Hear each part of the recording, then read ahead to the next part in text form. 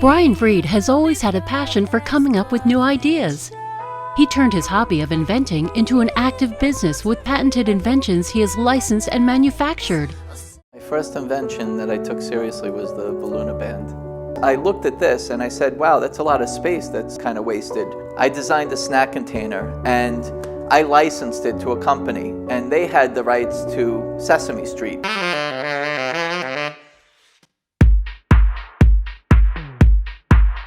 Hi, I'm inventor Brian Freed. I've had my own inventions and other inventors' products on TV infomercials, home shopping channels, mass and online retailers, and catalogs. I host an online radio show called Got Invention Radio, write for an inventing tips blog, and have been educating up-and-coming inventors through government programs, schools, public libraries for many years, and also authored a book called You and Your Big Ideas. Once again, we'd like to show our viewers some of the inventions that have been created and the stages that they're in. So let's start off with your first prototype. This is called Cover You. An inventor, Fabian and Beatrice, and Fiera, their daughter, came up with this idea. You take it, you pull it up, wow, and then you flip it over, and then you have a backpack with a cover with an umbrella. With an umbrella, built-in umbrella for the kids. How awesome is that? And a poncho. And a poncho on the side. I like that. Next one. Next is called the Lid Fit. An inventor came up with this. You take any cup, you put it on top, and you pull this up, and you have a sippy cup. Instant sippy cup for kids that you can put in a diaper bag. These are all prototypes. They're in their prototype stage. Next one. Next one is WireMate. You know those crazy cords tripping and all over the place? Now you could take it. And this is called the WireMate. You take it and you put the cover right over it, and boom, all your wires are covered. You know, every guy that is looking at his, breaker box is very excited about seeing something like that. But do other people need it? And that's what you really have to figure out is, who else is going to buy my product? So when I come up with an idea now, I've disciplined myself to say, you know what?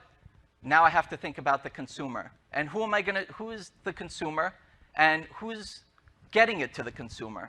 So am I going to license it or am I going to manufacture it? So everybody's in the audience here today. You want to bring your product to market. So how many people are thinking about licensing or manufacturing?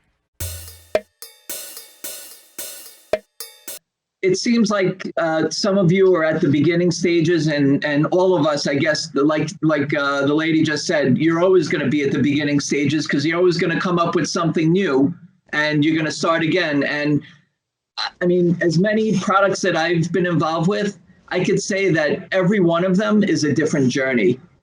When somebody comes up with an idea, and I'm sure you experience this also, they're always talking about how they would use it and why they came up with it and why it's good for them. But from a marketing perspective, you have to think about who it is that would be using it. And when I'm thinking, it's not just about them and it's not just about me.